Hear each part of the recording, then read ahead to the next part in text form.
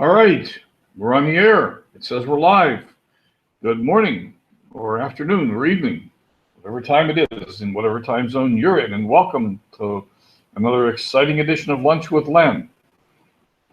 One of the topics that is dear to my heart these days is contamination in our food. And I think that most people know that there's a lot of issues going on with the food right now.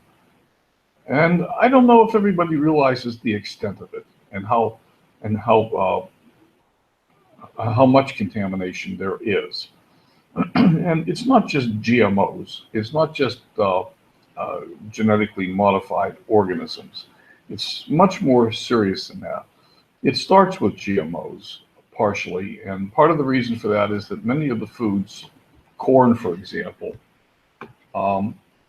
is modified. Hello, Rick. Hello, Carol. Many of the foods are modified so that they can withstand huge amounts of weed killer. And one of the problems is that we have a lot of weed killer getting into the food supply itself. So yeah, the food doesn't have any weeds. And unfortunately, neither do the people that eat it.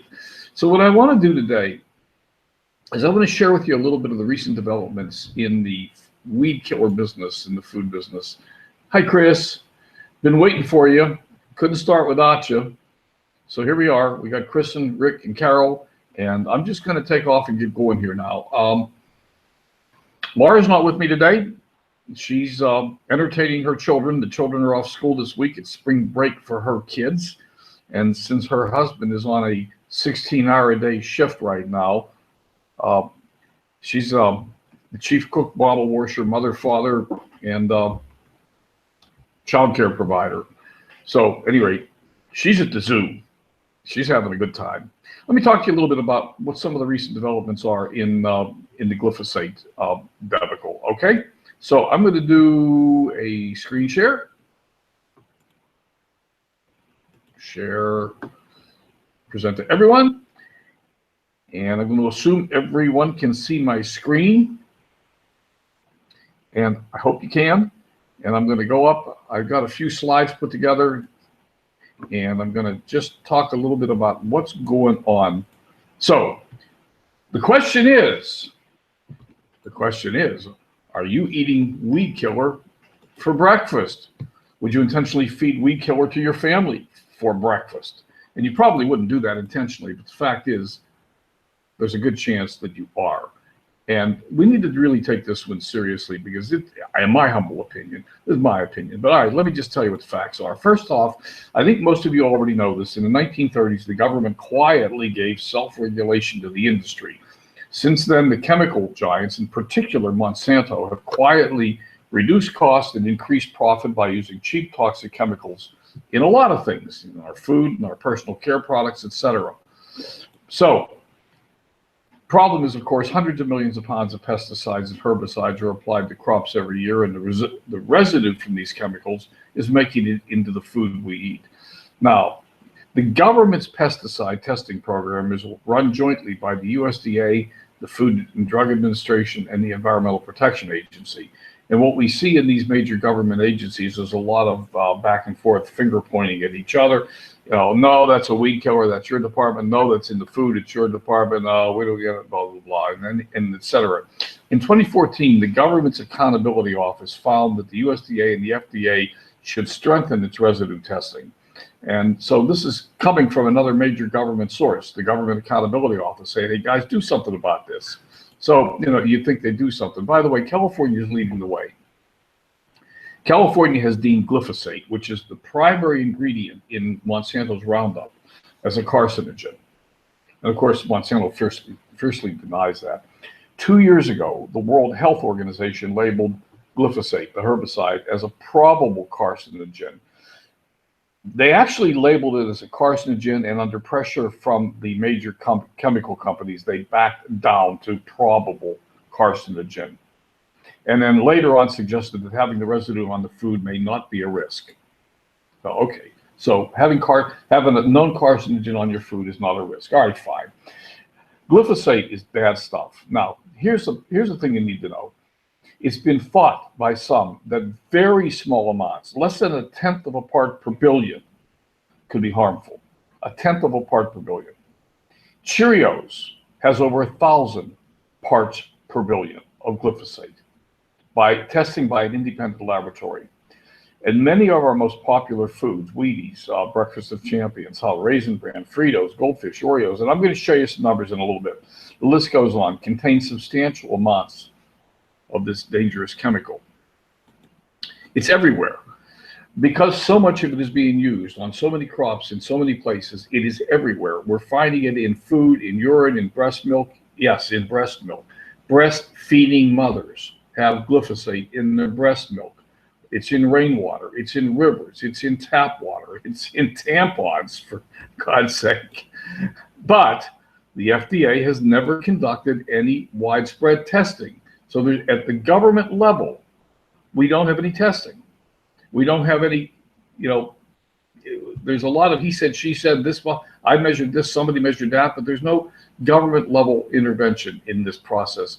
And the reason we're doing this today is the government has just once again backed on. And I'm going to ask you at the end of this to sign a petition that we're sending to the FDA, telling them that's bull. That's bull. That the government has got to test our food for this chemical and other chemicals and publish the results and take the appropriate action. The Department of Agriculture quietly dropped its plan to begin testing food for this popular herbicide, the main ingredient in Monsanto's Roundup. So they just backed away, and they backed away under industry pressure.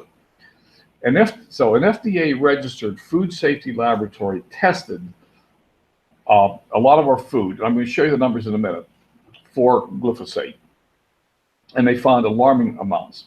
Independent research shows that probable harm to human health begins at really low levels of exposure.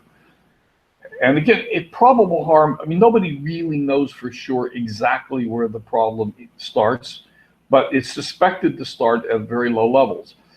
And many foods were found to have over 1,000 times this amount. So well above what the regulators thought that the world would consider safe.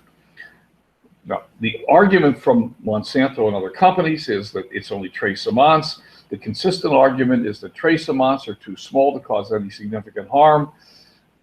But the reality is, these so-called trace amounts appear to accumulate in fatty tissue, and Lord knows we have enough of that amongst us, and the body stores these toxins. The problem is that the stuff is accumulating. So yeah, maybe if it's only a part per billion and you only eat it once in a while, maybe it's okay. But these are things that people are eating day in and day out. They're eating in large quantities, and they're eating it over a period of many years. And the fact is that it appears that our bodies actually manufacture fat as a response to this toxic overload. Look, bottom line, you've heard this before. Our bodies were not designed to be a 24/7 sponge for toxic chemicals, and there's no mechanism for your body to process this stuff.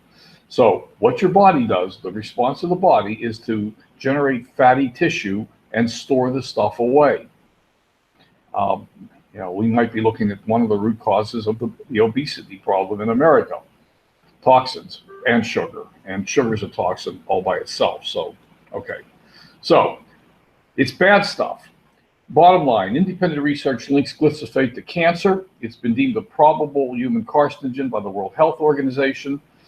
And we know that the childhood cancer rate is steadily rising, and experts say they don't know why. The experts are, never mind, they're paid for. There is strong indication that the major companies like Monsanto are hiring, quote, experts, end of quote, to debunk the science. Research also indicates that glyphosate is an endocrine disruptor. It disrupts hormones. It leads to reproductive problems, early onset puberty, obesity, diabetes, and some cancers. And when it comes to endocrine disruptors, very small exposures are damaging. We are seeing an increase in the society of prepubescent puberty, for example, girls developing earlier, much younger than you would expect. So here's some numbers from the testing on about 25 different products by an independent laboratory. Cheerios, over 1,000 parts per billion. Now remember, it's thought that 1/10 of a part per billion can be potentially harmful. So this is 10,000 times the amount that is potentially harmful. Honey Nut Cheerios, 670 parts per billion. Wheaties, 31 parts per billion. Maybe still the breakfast of champions, only 300 times the amount that's thought to be toxic. Trix comes in at a whopping low 9 per billion. Annie's, 55 per billion. Kellogg's, you can read the numbers. I'm not going to go sit here and read all the numbers, but cornflakes, Raisin Bran, Organic Promise. What a nice sounding product that is. Special K, Frosted Flakes, Cheez-Its, soft baked cookies, Nabisco, Ritz crackers, one of my favorite. I always loved Ritz crackers. I have quit buying Ritz crackers. I don't buy them. Oreo, absolutely my favorite cookie on the market. I don't buy Oreos anymore. I've quit buying them. Oreo double stuff, same thing. Quit buying them. I just don't get them anymore. Campbell's Soup Company. These aren't soups, but these are goldfish. Goldfish, very, very popular crackers amongst kids. And then there's miscellaneous stuff, oatmeal, cream pies, Lucy's, etc. So again, 400 parts per billion in oatmeal cookies, gluten-free, should be healthy. Oatmeal cookies, 450 parts per billion of glyphosate is what they were tested at.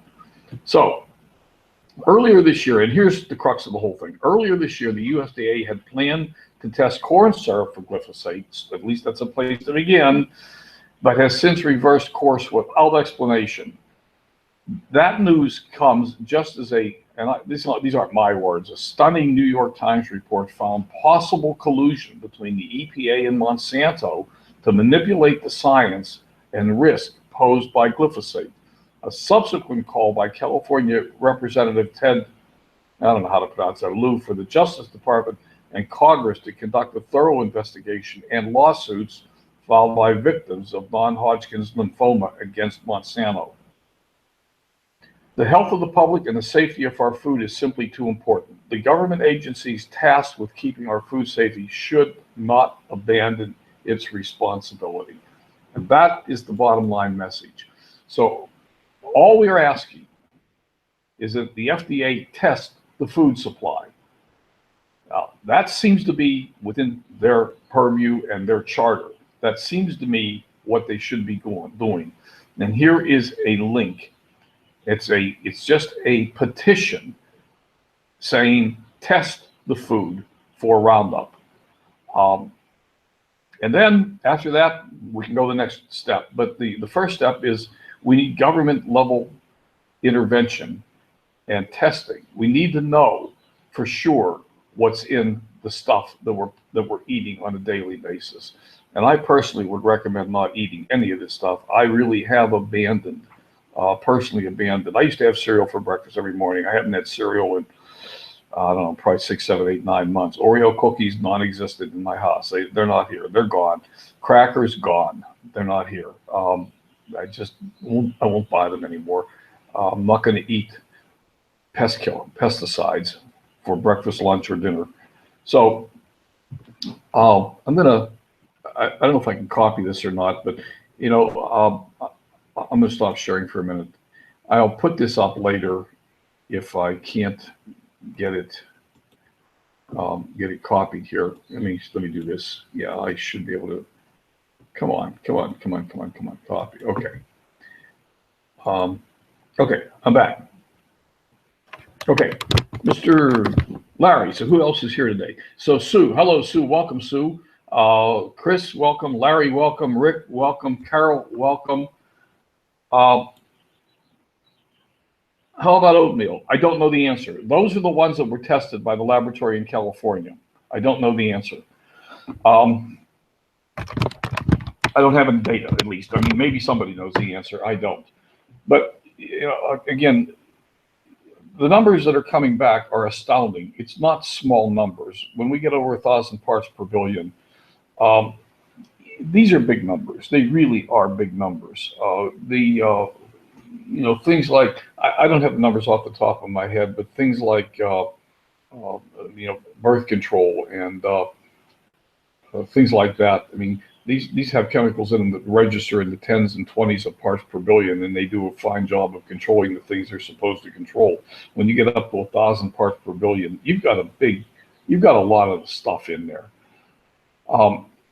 So part of the problem is we don't really know how much damage is being done by those levels. We need further testing, and we need the government. I believe we need the government to intervene and test. So let me see if this actually works. If nothing else,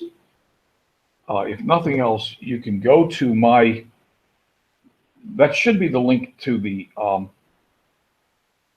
petition. And if nothing else, you can go to my personal Facebook page, and maybe 2 or 3 posts down, there is a link to the petition. And just go ahead and sign the petition. All we're doing is telling the FDA that it's their job to go test this stuff. And we need the population to put pressure on the FDA, because they are being pressured by the big chemical companies and by just enormous money going into lobbying in Washington. So, and I really think, yeah, okay, Sue, there you go. Yeah, none of this is a joke, that's for sure. So, I mean, it really would appear that the evidence against Monsanto is overwhelming, but they're still hiding behind lack of good science, lack of proper testing, and small amounts. So we got to blow that out of the water, and we need the federal government to step in, test the food supply, and then take the appropriate action. So anyhow, that's what this was all about today. I decided to cover this topic because I think it's so vitally important to us, to our kids, and to our survival as a species. So that's all I have for you today.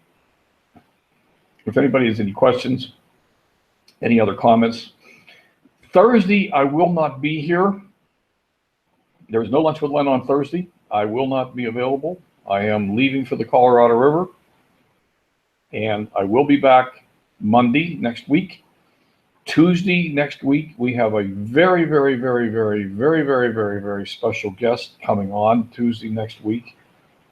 And so, and I don't know if I should tell you who it is or not, but maybe I will.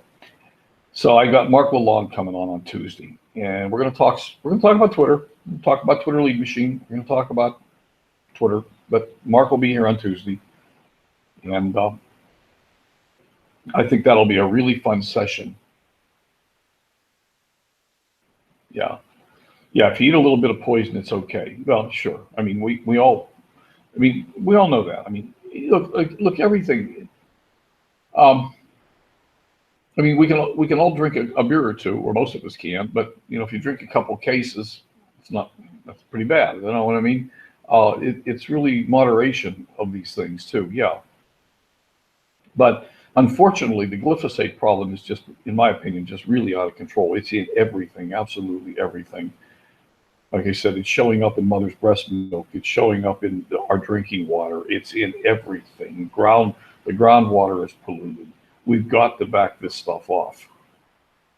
We poison the entire society. So, at any rate, no Lunch with Len on Thursday. Mark Lalonde next Tuesday. Next Tuesday could be interesting, because it is also the last day that Webinars on Air is supposed to work. So Google is shutting off the Google Hangouts API. I have no idea what it really means and where we go from there. Hi, Marta. So you folks, unless there's any more comments or questions, that's all I have for you today. If you folks want, I can put the slides up in the group, Lunch with Len, if anybody wants them. And that's it. So you folks have a wonderful day. We'll talk again. Bye for now.